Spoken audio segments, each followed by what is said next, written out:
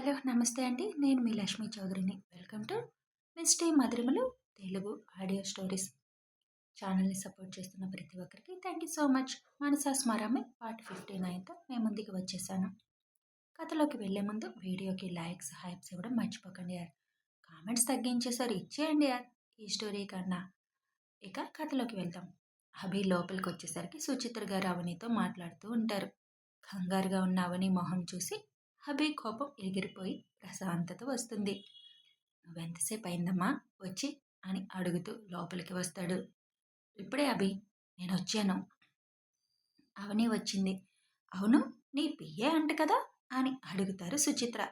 అవునమ్మా అని కూర్చోబోతుంటే hand wash చేసుకొనిరా lunch చేద్దు అని అంటారు సుచిత్ర. ఓకే అని వెళ్తాడు. రా అవని నువ్వు కూడా ఇక్కడే తిందు అని పిలుస్తారు సుచిత్ర. నాకు బాక్స్ ఉంది మేడం, నేను సర్కి చెప్పి క్యాంటీన్లో తింటాను అని చెబుతుంది. అదేం కుదరదు, ఇక్కడే తినాలి అని వినయ్ని కూడా పిలువు అని చెబుతారు. ఓకే అని వినయ్కి కాల్ చేసి రమ్మని చెప్తుంది. వెళ్ళు, వెళ్ళి నువ్వు కూడా హ్యాండ్ వాష్ చేసుకొనిరా అని అంటారు.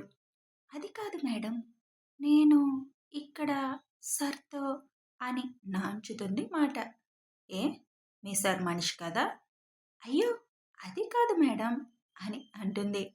అవని వెళ్ళు అని అనగానే తప్పక హ్యాండ్ వాష్ కోసం బయటికి వెళ్ళబోతుంటే అటెక్కడికి అని అడుగుతారు. అది హ్యాండ్ వాష్ అని అంటుంటే దానికోసం ఇప్పుడు బయటికి వెళ్ళాలా? అభి వెళ్ళాడు కదా, లోపలికి వెళ్ళు అని కొంచెం కమాండింగ్గా చెప్తారు. ఇంకెక్కువ సార్లు చెప్పించుకోలేక నెమ్మదిగా వెళ్తుంది. అప్పుడే బయటకు వస్తున్న అభితో అభి తనకి వాష్రూమ్ చూపించు అంటారు సుచిత్ర. వాళ్ళ అమ్మ వైపు ఒకసారి చూసి నవ్వుకొని పద అంటాడు. మీరెందుకు సార్, నేను వెళ్ళి చూసుకుంటాను అని అంటుంది చిన్నగా. ఎక్కువ ఇబ్బంది పెట్టలేక సరే వెళ్ళు అని అంటాడు. అప్పుడే వినయ్ లోపలికి వస్తాడు. సుచిత్ర గారు నవ్వుతూ ఉంటే ఏమైందాంటీ అని అడుగుతాడు. అవని కంగారు చూస్తే నవ్వొస్తుందిలే అని అంటారు. మీరందరూ తనని బాగా ఆడుకోవాలని ఫిక్స్ అయ్యారుగా, తప్పదు వినయ్ అంటాడు. అభి వచ్చి వాళ్ళమ్మ పక్కన కూర్చుంటాడు. ఏమంటుంది మా కోడలు అడుగుతారు సుచిత్ర. ఏమీ అనదు, అదే నా బాధమ్మ అని అంటాడు అభి. శ్రీ అంకుల్ని చూశాక రియాక్షన్ ఎలా ఉంది? ఏం చెప్పమంటావులే, దాని ఫీట్లు అని జరిగింది చెబుతాడు అభి. సుచిత్ర గారు నవ్వుతూ అసలు ఎలా మేనేజ్ చేస్తుంది అభి అప్పటికి అప్పుడు అని అడుగుతారు. వినయ్కి అర్థం కాక శ్రీ అంకుల్ వచ్చారా ఇక్కడికి అని అడుగుతాడు. హా ఉదయం వచ్చారు, తమరు లేటుగా వచ్చారు కదా ఇవాళ, అందుకే తమరికి తెలియలేదు. అయితే పొద్దున కోట అయిపోయిందన్నమాట అంటాడు వినయ్. హా ఇప్పుడేం ప్లాన్ చేశారు బాబు? ఏం లేదు అని భుజాలు ఎగరేస్తాడు అభి. ఊరికే ఉండరే మహాత్ములు, తమరేమీ చేయకుండా ఉంటారు అంటే అనుమానమే అంటాడు వినయ్. అప్పుడే అవని బయటికి రావడంతో ఆ టాపిక్ వదిలేస్తారు. రమ్మ అవని, నా చెయ్యి కొంచెం కాలింది, వడ్డించడం అవడం లేదు, నువ్వు వడ్డించు అని చెబుతారు సుచిత్ర. అవని ఆవిడ మాటకు ఎదురు చెప్పలేక దగ్గరికి వచ్చి ఒంగోని వడ్డించబోతుంటే కూర్చొని కూడా వడ్డించొచ్చు అని చెయ్యి పట్టి లాగుతారు. అలా లాగడంతో వెళ్ళి అభి ఒడిలో పడుతుంది అవని పాప. సుచిత్ర పనికి వినయ్ నోటికి చెయ్యడ్డం పెట్టుకుంటే అభి కూడా కొంచెం అది ఊహించక షాక్ అవుతాడు. కానీ వెంటనే తేరుకొని ఆ మూమెంట్ ఎంజాయ్ చేస్తూ వెనక మెడ కింద డ్రెస్ లేని చోట పెదాలు అద్దుతాడు. అవని తన మీద పడడంతో అది ఎవరికీ కనిపించదు. అవనికి అభి ఒడిలో పడడమే ఒక షాక్ అంటే పడ్డాక అభి పెదాలు తన వీపుకు తాకడం ఇంకా షాక్ మాత్రమే కాకుండా అభి చేసిన పనికి ఒంట్లో నుంచి నిప్పుల కుంపటి రాజేసినట్లుగా వేడి సెగలు వెంటనే మొదలవుతాయి. గుండెల్లో అలజడి మామూలుగా లేదు. ఆ పెదాలు తన శరీరాన్ని దగ్గర దగ్గర 14 గంటలు ఆ రోజు తాకుతూనే ఉండేసరికి ఇప్పుడు అదే పెదాల స్పర్శ అవని తనువులో పెద్ద మార్పే తెచ్చింది. అవని తనువు స్పందించడం మొదలుపెట్టింది. ఒక్క ఉదుటున లేచి నుంచొని నేను వెళ్తాను మేడం అని కంగారుగా అంటుంటే, సారీ అవని, నా వల్ల మిస్టేక్ జరిగింది. అయ్యో! మీరు సారీ చెప్పడం ఏంటి మేడం? నేనే కొంచెం జాగ్రత్తగా ఉండాల్సింది. ఇందులో నీ తప్పేముంది అవని? అయినా అదేదో తప్పన్నట్టు ఎందుకంత ఫీలవుతున్నావు? నేను లాగబట్టి పడ్డావు. నువ్వేమీ కావాలని పడలేదు కదా! నువ్విప్పుడు అలా ఫీలవుతూ ఉంటే నాకు బాధగా ఉంటుంది అని అంటారు సుచిత్ర బాధ నటిస్తూ. అదేమీ లేదు మేడం అని అంటుంది. అలా అయితే కూర్చొనొడ్డించు అంటారు ఆవిడ. అభి కొంచెం పక్కకి జరగగానే ఎడ్జ్‌లో కూర్చొని ప్లేట్స్‌లో పెడుతుంది అన్నం. అప్పటికే ఒంట్లో వస్తున్న వణుకుకి చెయ్యి వణకడం మొదలవుతుంది. అది చూసి సుచిత్ర నవ్వుకుంటుంటే వినయ్, ఓరి నాయనో! వీళ్ళందరూ కలిసి నా చెల్లికి ఊపిరి పీల్చుకునే టైం కూడా ఇవ్వడం లేదుగా అనుకుంటాడు. వాళ్ళిద్దరికీ పెట్టిస్తుంది అవని. నువ్వు కూడా పెట్టుకొని తినవని అని చెబుతారు సుచిత్ర. నేను తర్వాత తింటాను మేడం అని అంటుంది. అవని పరిస్థితి ఇప్పుడు ఎలా ఉందంటే వెళ్ళి షవర్ కింద కూర్చోవాలని ఉంది. అదేమి కుదరదు, తిను అని అంటారు. అక్కడే ఉన్న తన బాక్స్ ఓపెన్ చేస్తుంటే నా వంట టేస్ట్ చూడు అని చెబుతారు సుచిత్ర. అని ప్లేట్లో కొద్దిగా పెట్టుకొని ఒక ముద్ద తిని బాగుంది మేడం అని చెప్పి గబగబా ఒక 4 ముద్దలు తిని మేడం ఒక ఫోన్ చేయాలి ఇంటికి అని అక్కడి నుంచి వడివడిగా చెయ్యి కూడా కడుక్కోకుండా బయటికి వెళ్ళిపోతుంది. అవని కంగారు చూసి ఇవాళ పాపం ఎక్కువ టెన్షన్ పడిందమ్మా. కష్టంగా ఉంది తను అలా టెన్షన్ పడుతుంటే. కానీ తప్పటం లేదు అంటాడు అభి. ఒక రాయి శిల్పంలా మారాలంటే పులి చాలా దెబ్బలు కొడతాడు. అలాగే ఈ రాయి నీ అవనిగా మారాలంటే ఇలాంటి టెన్షన్ తప్పదు. ముందు పెళ్లి కాలేదని చెప్పించు తనతో అని అంటారు సుచిత్ర. పెళ్ళయిందిగామా, అది నీతో అయ్యింది. ఎవరితోనా అని చెబితే ఎలా? పేరు నాదేగా చెప్పింది. కానీ నువ్వు తనని పరాయివాడి భార్యగా చూడాల్సిన పరిస్థితే కదా ఇప్పుడు. అంటే తనిప్పుడు ఎంత టెన్షన్ ఎందుకు పడుతుంది నీ మీద పడగానే? నువ్వెక్కడ తప్పుగా అనుకుంటావో అని. పెళ్ళై ఇలా నా మీద పడుతుందేంటి అని నువ్వు అనుకుంటావని తను ఫీల్ అవుతుంది. "ఉమ్, ముందు తనకి పెళ్లి కాలేదని ఓపెన్ అయ్యేలా చేసావనుకో, అప్పుడు తను కూడా ఆ ఫీలింగ్ నుంచి బయటపడుతుంది. ఇలాంటి సంఘటన ఎదురైనప్పుడు తను కూడా కొంచెం నీ టచ్ ఫీల్ అవుతుంది. అర్థమైందా నేను చెప్పింది?" అడుగుతారు సుచిత్ర. "హామా, బాబోయ్! మీరు సూపర్ ఆంటీ. కొడుక్కి ఏం సలహా ఇస్తున్నారు?" అని అంటాడు వినయ్ నవ్వుతూ. లేదు వినయ్, అవని పెళ్లి చేసుకోకుండా ఉండాలి లైఫ్ లాంగ్ అని డిసైడ్ అయిపోయింది. అందుకే తను అసలు ఓపెన్ అవ్వదు. నాకు తెలిసి ఎంత టెన్షన్ పెట్టినా అవ్వదు. తప్పకుండా దానికి ఏదో కారణం ఉంటుంది అని అనిపిస్తుంది అని అంటారు సుచిత్ర. ఆస్తి, అంతస్తు, కుటుంబ బాధ్యత, ఇది కాకుండా ఇంకేం కారణాలుంటాయి అమ్మా అడుగుతాడు అభి. ఏమో అభి, ఏదో కారణం ఉంది అని మాత్రం నాకు అనిపిస్తుంది. అభి సుచిత్ర మాటలకి నిజంగానే ఏదైనా కారణం ఉందా? ఎలా తెలుసుకోవడం అని ఆలోచనలో పడతాడు. ఎదురుగా టేబుల్ మీదున్న బాక్స్ చూసి ఛ, తను అన్నం కూడా సరిగ్గా తినడం లేదు అని ఫీల్ అవుతాడు అభి. బయటికి వెళ్ళిన అవనికి ఎంతసేపటికి గుండెల్లో అలజడి తగ్గడం లేదు. ఒంట్లో పెరిగిన తాపము తగ్గడం లేదు. వాష్రూంలోకి వెళ్ళి హ్యాండ్ వాష్ చేసుకొని మొహం మీద చల్లని నీళ్లు కొట్టుకుంటుంది. చాలాసేపు అలా మొహం మీద నీళ్లు కొట్టుకుంటూ ఉండిపోయింది. తన తాపం తగ్గించుకోవడానికి. వాళ్ళ నాని చెప్పిన మాటలు గుర్తుకొచ్చాయి. వయసులో ఉన్నప్పుడు ఫీలింగ్స్ రాకుండా ఎంతవరకు ఉండగలవు అని. ఇప్పుడు అర్థమవుతుంది తనకి ఫీలింగ్స్ వస్తే ఎలా ఉంటుంది అని. అలాగే 10 నిమిషాలు ఉండిపోతుంది. నీళ్ళలా ఫోర్స్గా కొట్టుకోవడం వల్ల ఎర్రగా అయిపోయింది అవని మొహం అంతా. ప్లేట్ అక్కడే పిచ్చిగా వదిలేశాను అని గుర్తుకొచ్చి అభిసరికి డిస్టెన్స్ మెయింటైన్ చేయాలి ఇంకా.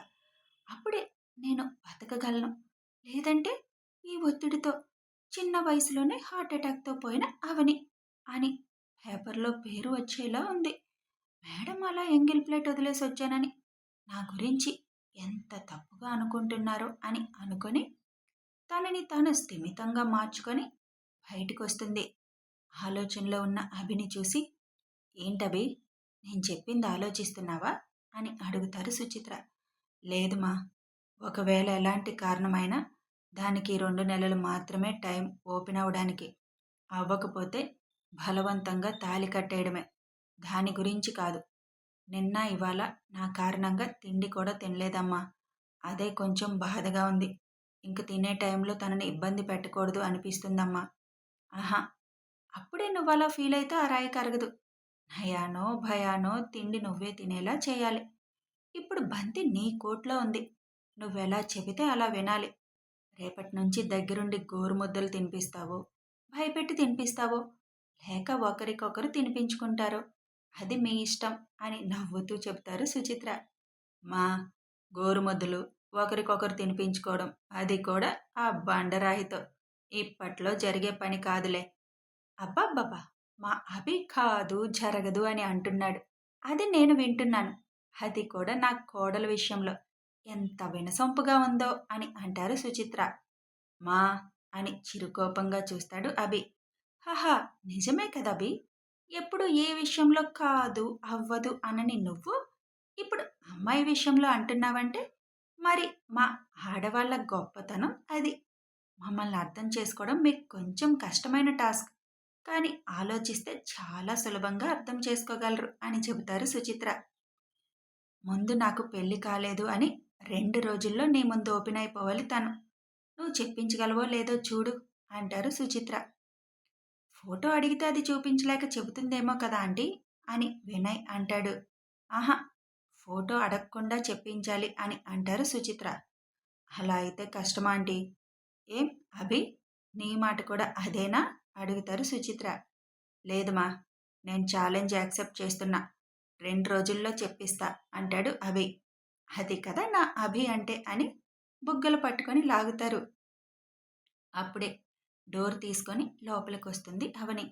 అవని మొహం ఎర్రగా ఉండడం చూసి ఏడ్చిందా అని అనుకోగానే మనసు చివుక్కుమంది అభికి.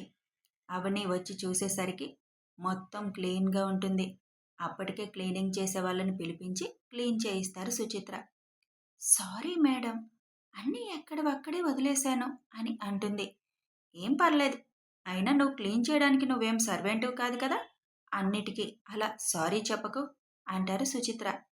తన బాక్స్ తీసుకొని అక్కడి నుంచి వెళుతుండగా అవని, కూర్చొని ముందు తినే, 2 ముద్దలు తిన్నావు అంతే అంటారు సుచిత్ర. లేదు మేడం, తిన్నాను అని అంటుంది. అవని, ఒక చిన్న రిక్వెస్ట్ అని అంటారు సుచిత్ర. ఏంటి మేడం? రోజు నేను రాలేను, కానీ లంచ్ పంపిస్తాను. కొంచెం అభికి వడ్డిస్తావా? అంటే మీ సరికి వడ్డన అస్సలు రాదు. పైగా పనిలో పడితే తిండి కూడా గుర్తురాదు. ఈ ఆఫీస్కి రావడం మొదలుపెట్టాక వేళ్ల మీద లెక్క పెట్టొచ్చు మీ సార్ లంచ్ చేసిన రోజులు అని చెబుతారు సుచిత్ర. అవని అభి వైపు చూసి, మీరు పంపించండి మేడం అని చెబుతుంది. థ్యాంక్ యూ అవని, నాకింకా ఈసారి గురించి చింత లేదు. సరే మరి నేను వెళ్తాను అని అంటారు సుచిత్ర. ఓకేమా అని అంటాడు అభి. పదండి ఆంటీ, నేను వస్తున్నా బయటికి అని వినయ్ కూడా లేస్తాడు. బాయ్ అవని, మీ సార్ని కొంచెం జాగ్రత్తగా చూసుకో. ఇన్నాళ్ళు నాకు వాడి గురించే టెన్షన్. ఇప్పుడు నువ్వున్నావు కదా, పర్సనల్ అసిస్టెంట్వి అని ఒత్తి పలుకుతూ అన్నీ నువ్వే చూసుకోవాలి అంటారు. ఓకే మేడం అన్నట్లు తల ఊపుతుంది. సుచిత్ర గారు వినయ్ వెళ్ళిపోయాక అవని తన ప్లేస్కి వెళ్ళి కూర్చోగానే తన ముందుకి వస్తాడు అభి. అభి అలా వచ్చేసరికి లేచి నుంచోబోతుంటే, కూర్చో, ప్రతిసారి ఎందుకు లేస్తావు అని కొంచెం కోపంగా అంటాడు. సరే అండి, ఎంత కోపంగా ఉన్నారు? పొద్దున జరిగింది, ఇందాక జరిగింది కోపం తెప్పించిందా? నన్ను తప్పుగా అనుకుంటున్నారా అని ఆలోచిస్తూ ఉంటుంది. ఎందుకు ఏడ్చావు అవని అని అడుగుతాడు అదే సీరియస్నెస్తో.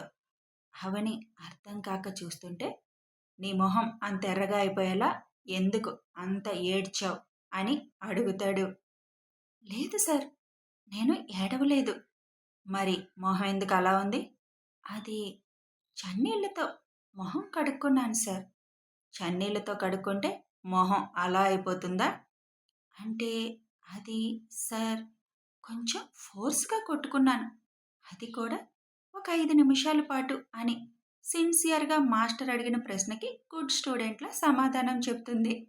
5 నిమిషాలు ఫోర్స్‌గా కొట్టుకుంది అనగానే ఎందుకో బాగా అర్థమైన అభి కార్నర్ స్మైల్ ఇస్తూ అవని ఎదురుగా చైర్‌లో కాలు మీద కాలు వేసుకొని కూర్చొని ముద్దుకే అది కూడా జస్ట్ టచ్ చేశా.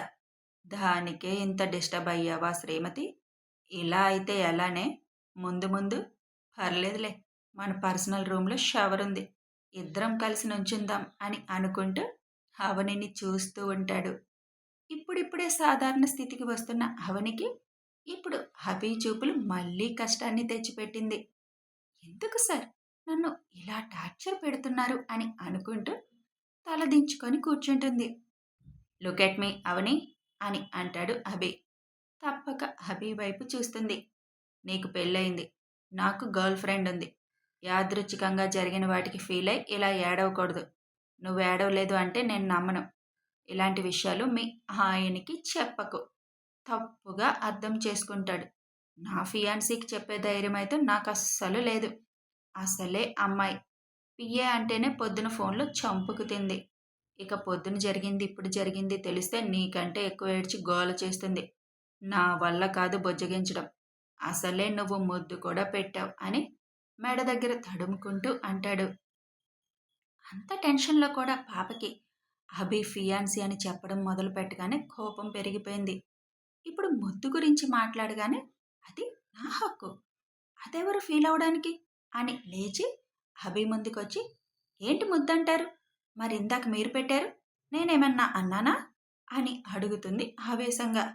ఏంటి నేను ముద్దు పెట్టానా? అని అభి ఆశ్చర్యంగా తెలియనట్టుగా అడుగుతాడు.